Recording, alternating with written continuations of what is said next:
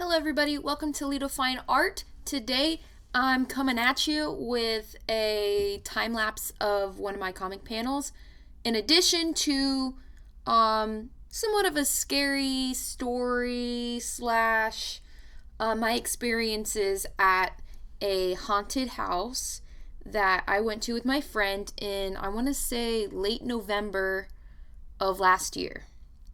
So, just a quick recap of my channel in general. Yes, it's gonna be majorly art, but I'm gonna curve it a little bit to make it more about like supernatural stuff like that, because believe it or not, I am a psychic medium. I'm very new to it, and I am still learning. I have a lot to learn. So this channel, while working on art, I will be sharing my experiences and things like that. So back to the story. So the haunted house that we went to is called the Brinton Lodge. It is located in Douglasville, I would say just west of Pottstown, Pennsylvania. So it is a 300-year-old landmark in Douglasville, Berks County. And it has history dating back to the 1700s. The original structure, now enveloped by the current building, was a small farmhouse built by the Millards, one of the area's earliest families who purchased the land from William Penn. Believe it or not, it goes back that far. Our tour guide is actually a distant relative of the family who built that house.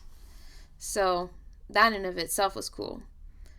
So the site did change hands in 1796 to become the Curlin Homestead, whose livelihood included making ammunition for the War of 1812.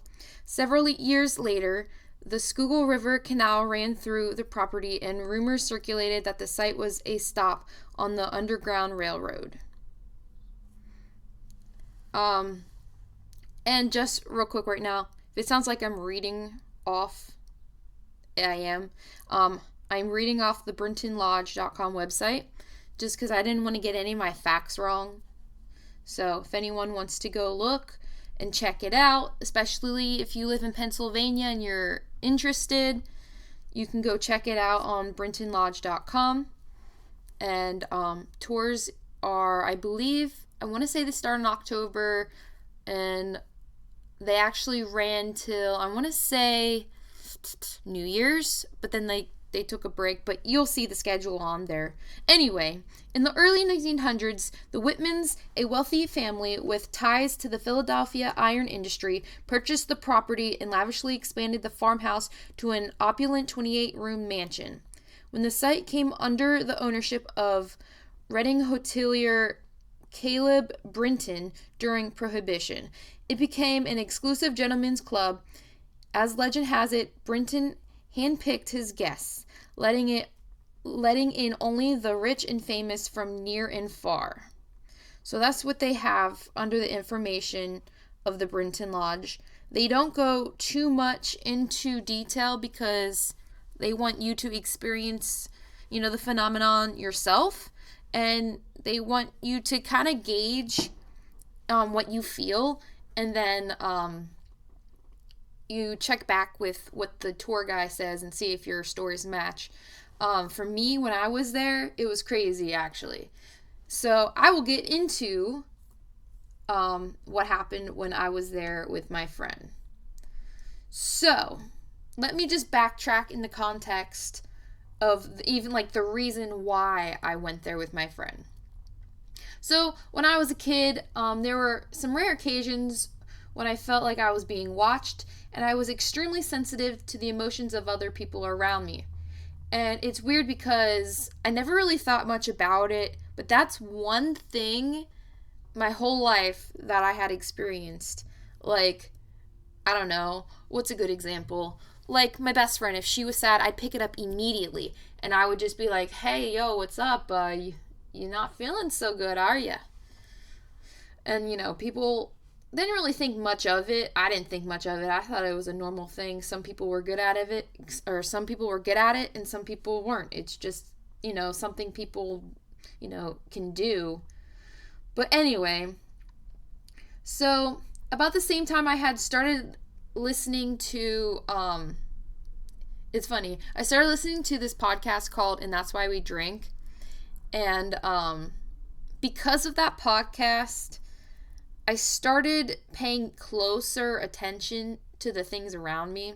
So I started noticing weird things. Like I started having random visions, most of which were random and seemed improbable. But because I was listening to the podcast, it gave me the idea to write all that stuff down, just in case, hey, what if it comes true, right? So the first example is when I used to have my laptop set up and I used to make all my comics from my bed. Not the best of ideas because, the wires and whatnot can get all tangled and stuff. But one day, just working on my stuff, I zoned off and saw, almost like a daydream, my puppy playing with a knife on the kitchen floor. I don't know why, it was random, so I'm just like, whatever. That's impossible. There's nothing. I was just upstairs. The kitchen's clean. There's no, utensils just chilling out, on a table or on the floor. Sometimes the cat will, push things off the table because she's a dick. But, I was just there and it was fine. There was nothing out, nothing. So, thinking it was impossible. So about 30 minutes later, my boyfriend called out to me saying he found the puppy in the kitchen playing with a knife. When I heard that, I almost had a heart attack, not gonna lie. Obviously, I checked my dog out to make sure she didn't cut herself, and it kind of freaked me out because, I never really paid attention to the stupid, I thought they were stupid daydreams I'd have. But, there wasn't a stupid daydream. So, the next instance this happened, I was working on my comic book.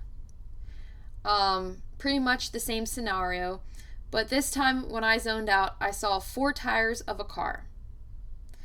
And I didn't know what it meant, so I told my friend what I saw, and she believed everything I was telling her because she listens to the podcast too, and everybody loves that podcast.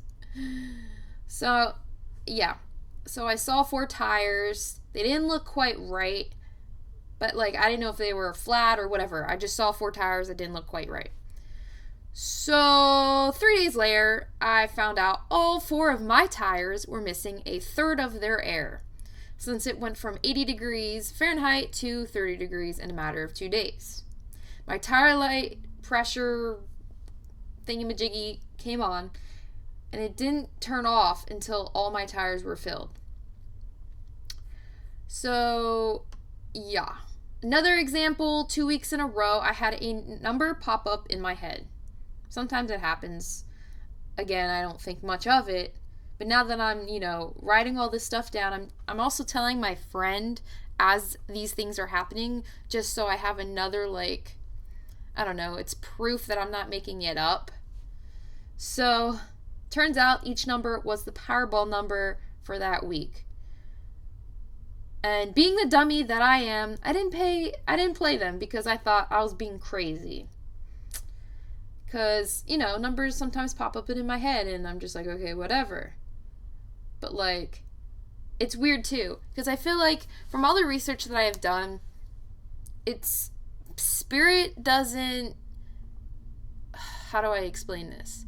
They're not just going to give you the lottery numbers. They're not going to do that. It's just, it's like a selfish, kind of thing to do. It's like cheating almost. And it's morally wrong. So typically they don't do that. But, they didn't give me all the numbers. They only gave me the Powerball number. So to me, I felt like it was a tease. And they're just saying, ha, where you can do this. Yeah. So, again, being a dumbass, I didn't play them because I thought I was being crazy. So these visions that I have been starting to have more frequently, And that is the reason why I actually went to the Brinton Lodge, because I thought, okay, well, maybe I am crazy, and if nothing happens, then I am crazy, or I'm just thinking too much into it. So it was more like a validation to see if, what I was experiencing was real and not just, random intuition. I don't know. And, so here we go. We get to the Brinton Lodge. So, the information that I told you at the beginning was all that they have on their website, because again, they didn't want too much knowledge going out there because they kind of wanted it to be a surprise, and they didn't want people pretending that they knew something when they really didn't, just read it on the website. So I had my friend read it, and I also read it, so we both knew that, whatever I saw or heard, whatever, it wasn't the information influencing me or anything. It was just from that direct experience, me then and there kind of thing. So my friend and I arrived and waited in the tiny room while the other 7 people in our group met us there. So right away, I'm already getting the vibes, and I'm just like, okay, this is different. So behind a curtain, there was a room with bookshelves and tables. We will call this the book room for later reference. Each room had a name, and obviously I don't remember what they are. But I'm going to give each room or whatever a nickname so y'all can follow. So immediately I felt something in there, and I could see faint yellow ripples in the air like the room was an illusion of some kind. It was just weird because the only one who could see it was me. I was telling my friend this, and she had no idea what I was talking about. So, everyone gets there. The tour guide takes us to different rooms, what did they say? There's 28 rooms. So she takes us to all 28 rooms. But the first room that the tour guide takes us to it's more like a living room. So right off the bat, I see this purpley black smoke hovering around the fireplace until it settles and turns into the outline of a little kid. Now, I'm seeing this before the tour guide even starts talking. So I tell my friend this. And then the tour guide goes on about the history of the lodge and how it's from William Penn's time. Cool. And how he was the one who sold the land to the Brinton family.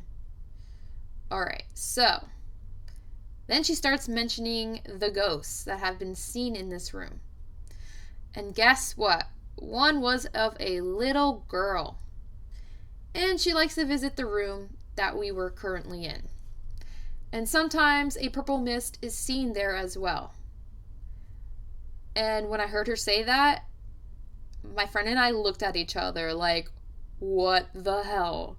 I nearly lost it because I was right. And because I've never seen any kind of spirits until now, I was just mind-boggled. Because growing up, the only thing I'd have are those, random daydreams. And I could sense, like, people's emotions and stuff. I never once saw a spirit or entity or, of that kind of, thing. So I'm just like, wow. So, moving on. The next room we go to had a mini private bar. Alright, and it's, you know how I mentioned how it had like a gentleman's club in there? Well, that gentleman's club was mostly centered around that mini bar area. And this room was the room I felt the most activity, but more so like, I don't know how to describe it. It's the room that my senses were tingling the most. Sorry, that sounds corny as hell. So, I see this purple-black smoke hovering, and then it disappears.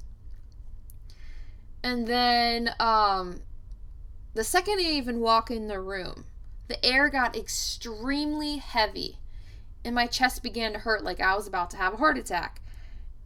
And my legs felt like jello. I've only had that experience once, but that was because of my own doing and playing with bleach in the bathroom with no ventilation. But we'll get to that some other time. Anyway, yes, I felt like I was having a heart attack, and my legs felt like jello. And I'm thinking, maybe there's mold in here because I'm highly allergic to mold. It is an old house, and the floorboards feel really bouncy, like, it had been wet and it was like rotted underneath. So I'm thinking, oh, maybe it's just mold.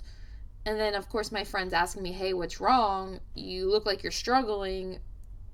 And now she has asthma. I wouldn't say it's mild, but it's pretty up there. And she was fine.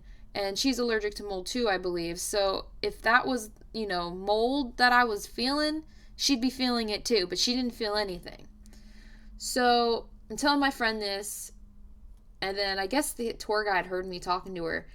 So the tour guide explained that someone died in the room of a heart attack, as well as the room directly above us. Directly below us, I believe she told us someone was murdered down there. And, like, in the basement. So, like, where we were standing was, like, the center of, like, death. So, that was freaky. And my friend's looking at me like, oh my god, what the hell? Alright. Next place we were brought to was a staircase. I wasn't there even for a minute before I had some sort of vision or feeling of that I was pregnant. It was weird. Like, I've never been pregnant before, but, like, the way my stomach felt, and I have stomach issues and IBS and all blah. But that was a different feeling. It literally felt like I was pregnant, if that makes sense. Like, if I was pregnant, that's what it would feel like. I don't know. So the vision I had was of someone falling down the stairs and dying from the fall. I tell my friend everything, again, before the tour guide says anything, just to, like, document that I'm not just, like, relaying everything the tour guide's saying. It's, again, proof of validation that I'm not making anything up.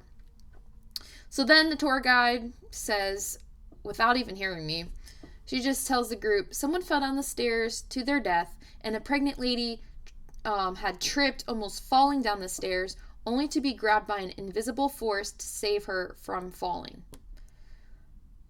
And at this point, I knew for a fact I was not crazy. I think that specific moment, I had the epiphany that I'm not crazy. I'm actually seeing these things. And that literally was the validation that I needed for myself. Obviously, say I'm not crazy, but two, that I am a psychic medium. I don't, So, again, this information's not listed anywhere on the website, so there's no way I could have known, not even my friend, anything like that. So, before we left the area, I saw a large white mist on the staircase and a little girl at the top of the stairs squatting down and hugging her knees watching us. Which, for never seeing a spirit before or entity or, I was surprised at myself of how not freaked out I was. Because normally you would think, never seeing that, you'd be freaked out. But I actually wasn't freaked out at that spot.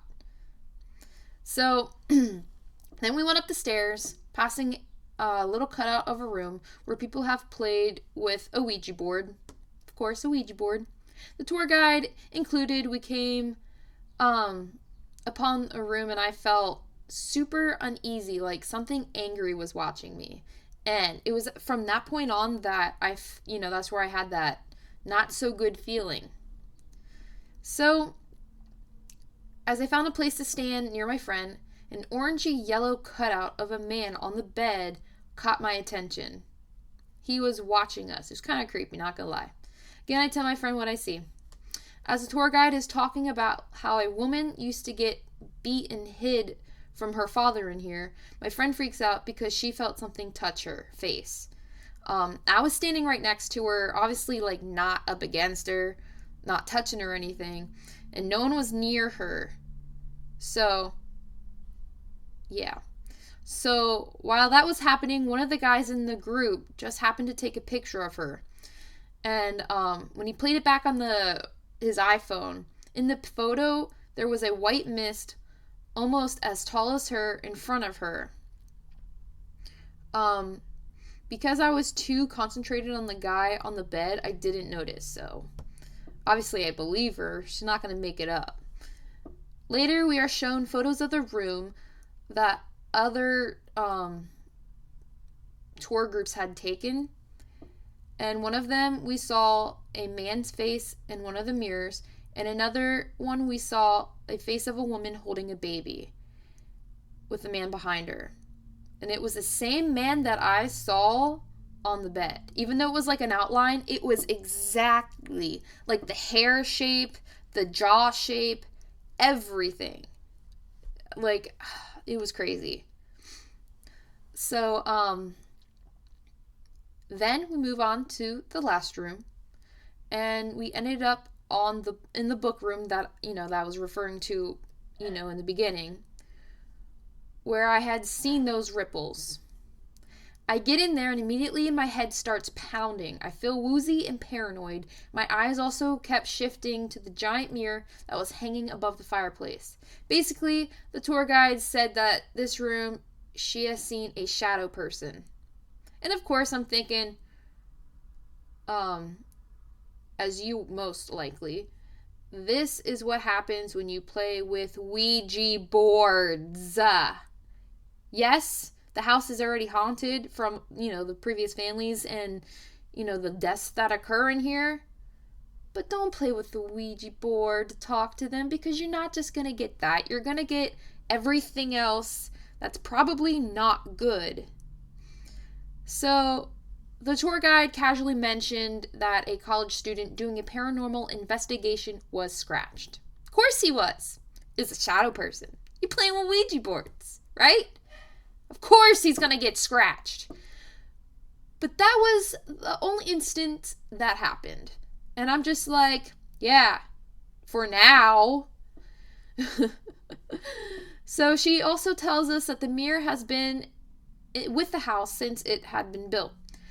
And that when mediums have come to visit the house, they are immediately drawn to this room and feel uncomfortable around the mirror because they believe it to be a portal.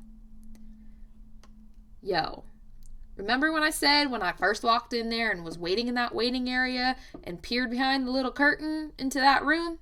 And I felt not so right with the lines and the illusion-y. I don't even know how you described it. But if you were paying attention, you know what I'm talking about. So, yes.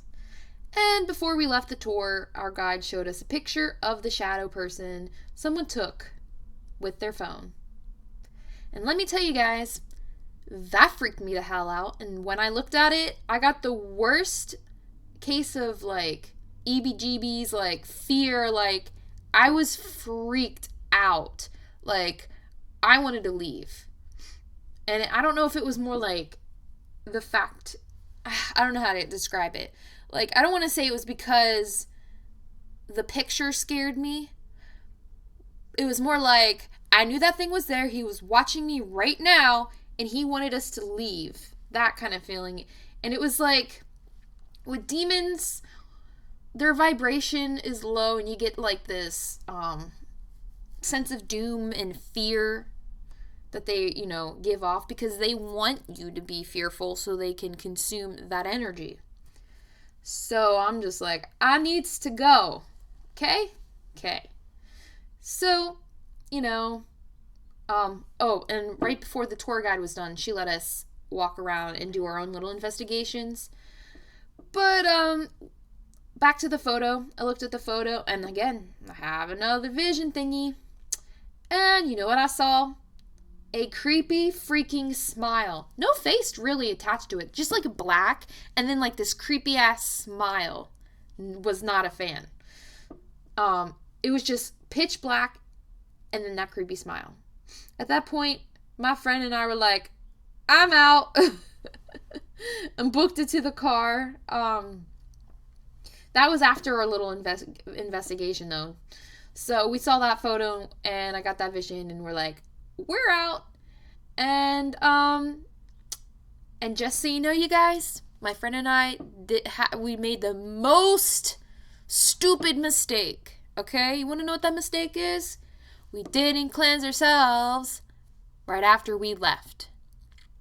We did not cleanse ourselves. We did not sage ourselves after we left. And guess what freaking happened? Spirit attachment. And followed me home. And I had a freakish, creepy-ish nightmare that night when I got home, trying to sleep. And it was weird, because it started off all well and good. And, I dreamt being back in that house, talking to the woman holding her baby, telling her that, she was beautiful. And when all of a sudden, the same man that I saw in the bed that was captured on the photo, appeared telling me that I was unwelcome. He then grabbed me by the neck and held me over the staircase. That's when I woke up. Except my body didn't want to move. My eyes were open. My eyes were way open, and I could look around, like, as far as my eyes could, could move without turning my head, because I couldn't move my head, and I couldn't move my body. And that was my first experience with,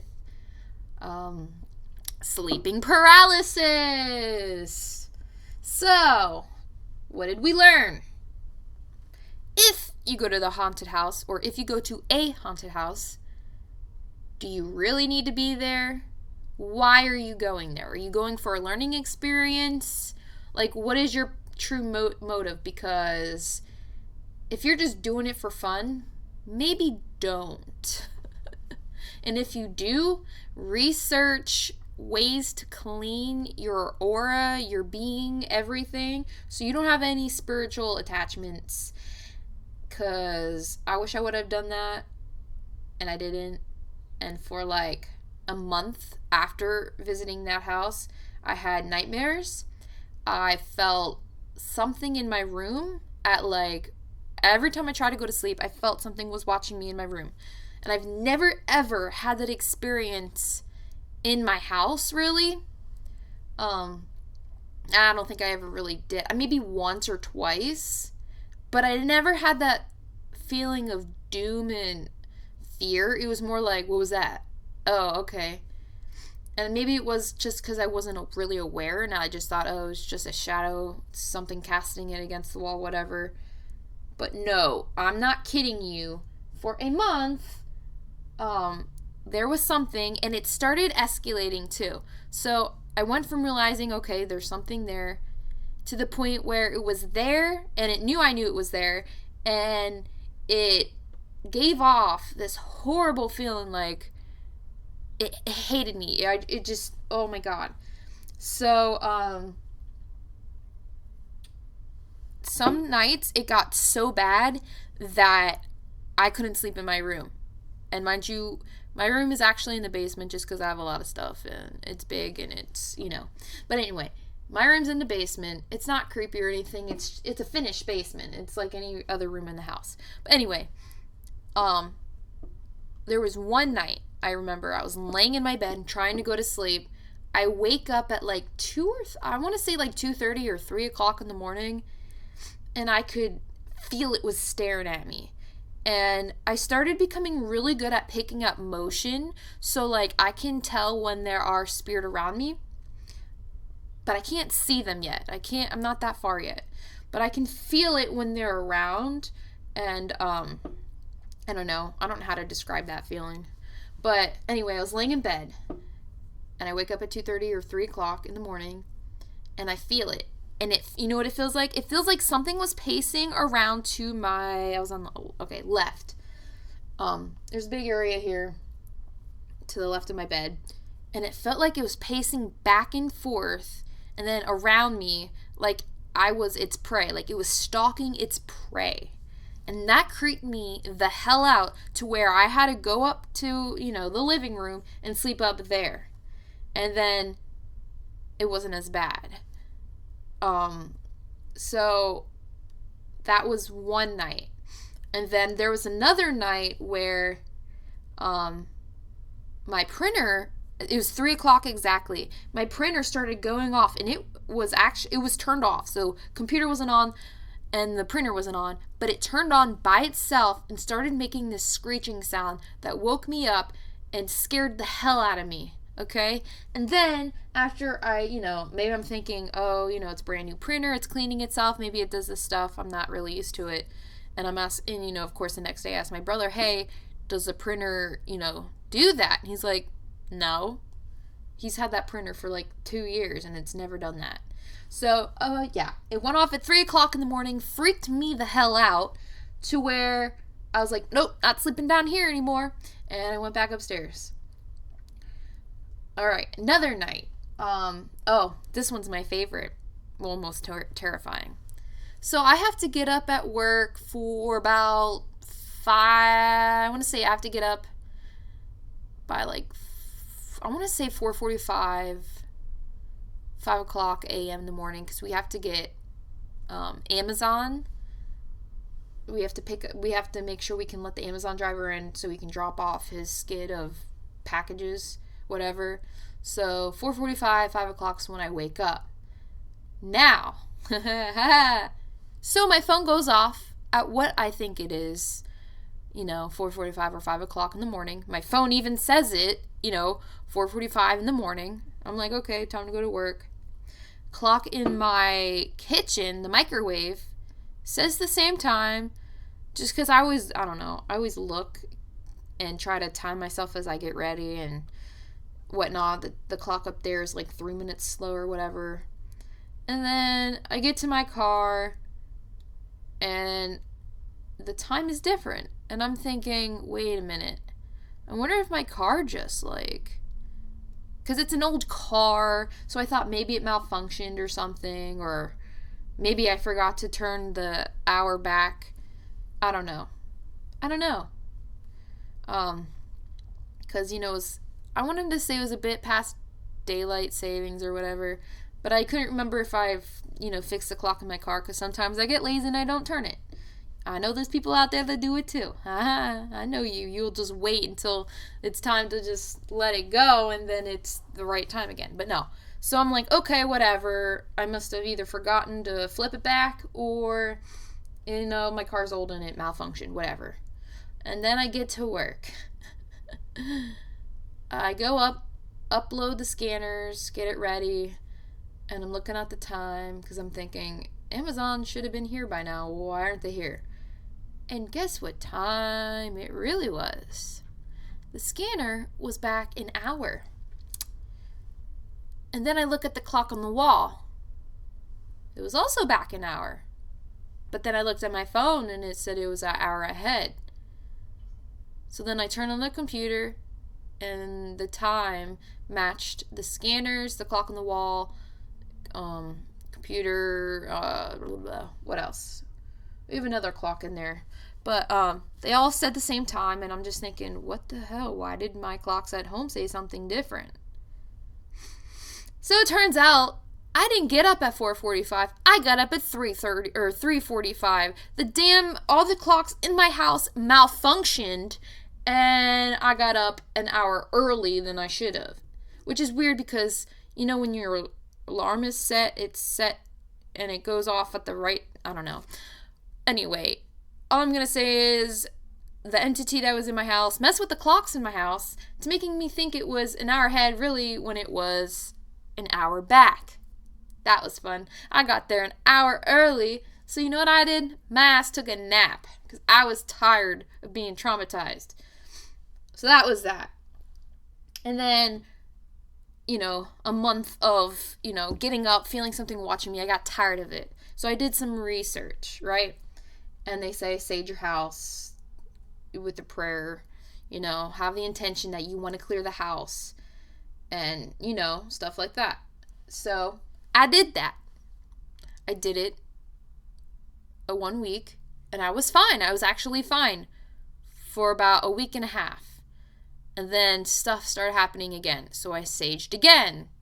Same thing, week and a half of nothing, and then boom, stuff happened. So I started saging like week after week, a couple times a day, and guess what? It went away, and I haven't had any trouble since then. So, Brinton Lodge, if you want to visit it, that's on you. I don't recommend it, but at the same time, I do recommend it. You just gotta be careful.